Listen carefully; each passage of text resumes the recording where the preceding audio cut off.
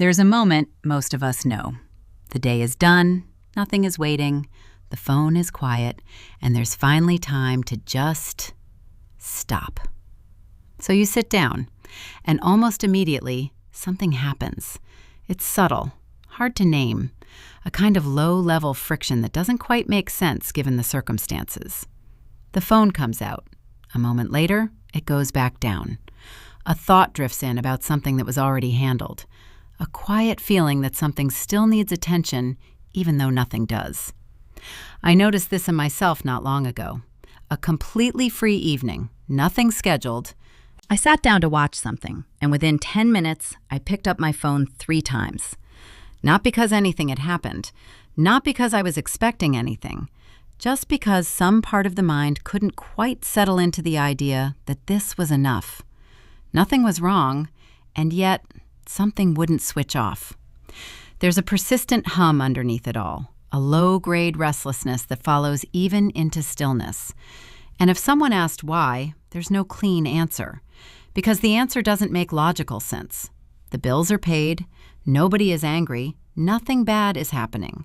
So why won't the body believe that? There's a very specific kind of exhaustion that comes from not being able to stop. Not the exhaustion of doing too much, though that's real too. This is different. This is the exhaustion of never being able to fully land anywhere, of being slightly braced for something, always, of rest that doesn't actually restore anything. It shows up in small ways. A show is playing, but part of the mind is somewhere else. There's a kind of background monitoring happening, checking the time, checking for messages, not because anything is expected, just because alertness has become the default state. Or maybe it's guilt. The moment the body stops, a quiet voice appears. Shouldn't you be doing something? The dishes exist. The inbox exists. Something in the mind insists that a person who was really on top of things would be doing something right now. I remember sitting outside once on a genuinely beautiful evening, the kind of evening that asks nothing of you. And I found myself mentally cataloging everything still on the list. Not urgently, not importantly, just listing. Like the mind, refused to accept that the list was allowed to pause. Or maybe it's something harder to name than guilt, a low-level discomfort with the quiet itself. The absence of a problem doesn't feel like relief. It feels fragile, temporary, like something to watch carefully, rather than something to settle into. People who experience this often assume something is wrong with them, that they're wired for anxiety, unable to switch off. A personal failing dressed up as a personality trait. But here's what's actually happening. Part of the brain is still standing guard, and it has been for a long time. Think about that for a moment. The human brain evolved in conditions that were genuinely dangerous, not metaphorically dangerous, actually dangerous. And survival depended on one ability above everything else, detecting a threat before it fully arrived. The rustle in the grass, the shift in someone's tone, the silence that felt slightly wrong. The brains that survived were the ones that stayed alert. And here's the strange part. That system doesn't run on logic. It runs on pattern recognition. It doesn't ask, is there a threat right now? It asks, does this feel like the kind of situation where a threat could appear? Those are very different questions. Logic says, the work is done. It's safe to rest. But the deeper system says something else. The last time the guard came down, something happened. Or, stillness is when things catch you off guard, so the brain stays ready, just in case. Safety for this part of the mind isn't determined by facts. It's determined by what the body remembers, by the accumulated memory of what happened the last time things went quiet. And if that memory says quiet doesn't always stay quiet, then quiet will never feel fully safe. This isn't necessarily clinical anxiety. It's the nervous system doing exactly what it was built to do, staying ready, keeping watch. The problem isn't that the system is broken. The problem is that it never received the signal that the shift was over. Which raises a question. Where does a pattern like this actually come from? And the honest answer is, it doesn't come from one place. There isn't a single origin story. It would be too simple to pretend there was. For some people, it started with unpredictability early in life, and it doesn't always come from obvious trauma. Sometimes it's much quieter than that. Sometimes just inconsistency in a home where the emotional atmosphere could shift without warning was enough to trigger the protection mode. Where calm was something learned not to trust too completely because it could change. So the mind learned to stay a little ready, just in case. For others, it came through relationships, through loving people who were difficult to read, through learning to track mood, anticipate tension, stay constantly attuned to the emotional weather in the room. That kind of vigilance is exhausting, but it becomes a habit that doesn't disappear just because the situation does.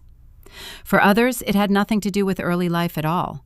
Some people go through a difficult year, sometimes several years, a stretch of life where there always seems to be something. A season when there was always something, when resting was genuinely a risk because it meant falling behind. The nervous system adapted to that reality, and then the reality changed. But the nervous system didn't get the memo. And then there's just the world itself. Constant information, constant stimulation, notifications that never quite let anything feel finished, a culture that quietly equates stillness with falling behind, systems built to keep the brain alert, and then we wonder why it won't turn off. Different roads, same destination. The guard is standing watch for different reasons in different people, but the experience on the inside tends to feel remarkably similar. Restless, guilty, slightly braced, unable to fully arrive in the present moment, because the present moment has never consistently felt safe enough to stay in. Here's something worth sitting with. For some people, rest doesn't just feel difficult, it feels wrong. Not as a conscious belief, more like a physical sensation, a discomfort that surfaces when movement stops, an itch with no location, a quiet, persistent signal that doing nothing is somehow a kind of exposure. At first, that doesn't make much sense, but the reason becomes clearer when you look at what the nervous system has learned. If alertness is the default, if being switched on is what feels normal, what feels like home, then stillness is a deviation. And deviation to this part of the brain is something to investigate, to correct. Rest doesn't feel like relief, it feels like exposure.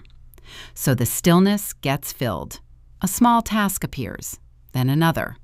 Reasons emerge to stay moving, because moving feels safe, because busyness has quietly become a kind of armor.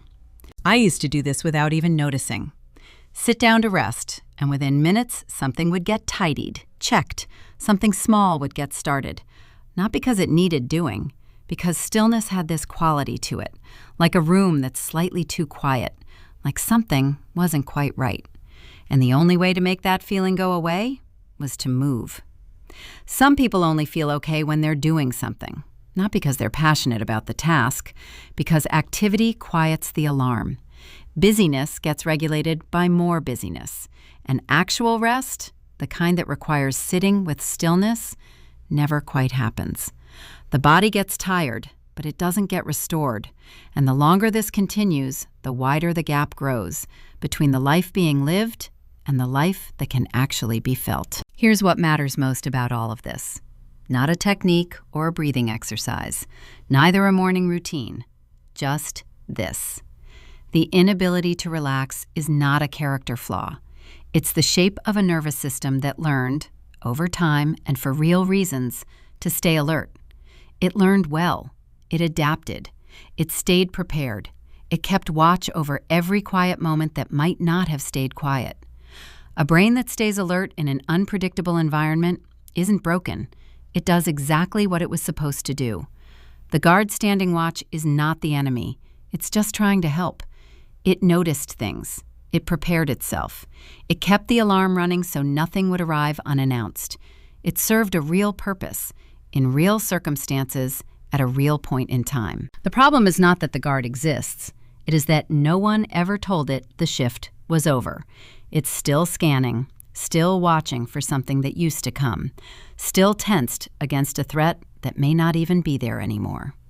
And the brain, remarkably loyal to its own patterns, keeps running the same program, standing guard, keeps making rest feel like risk. That is not weakness. That is not proof that something is fundamentally broken. That is what happens when a nervous system learns its lessons too well and is never given permission to unlearn them. There's a version of this that looks different. Not a better self, not a fixed self, just a moment without the weight of constant readiness. A moment that actually feels safe to be in. That's not as far away as it might seem.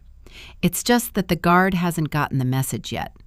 And the first step, maybe the most important one, isn't to force relaxation. It isn't to push through the discomfort or override the alarm. It's simply to understand what's happening, to see the guard, to recognize that it's there, why it's there, and what it was trying to do. Because you can't dismiss something you don't understand, and you can't reason with a system that isn't running on reason. But you can, slowly, in small moments that don't ask too much, begin to give it new information. I think about that evening sometimes, the one where the phone kept coming out over and over for no real reason. And I don't see it as a failure of discipline anymore. I see it as a nervous system doing its best with what it knew. Which is, I think, what most of us are doing. The shift is over. You made it. You can put the watch down now.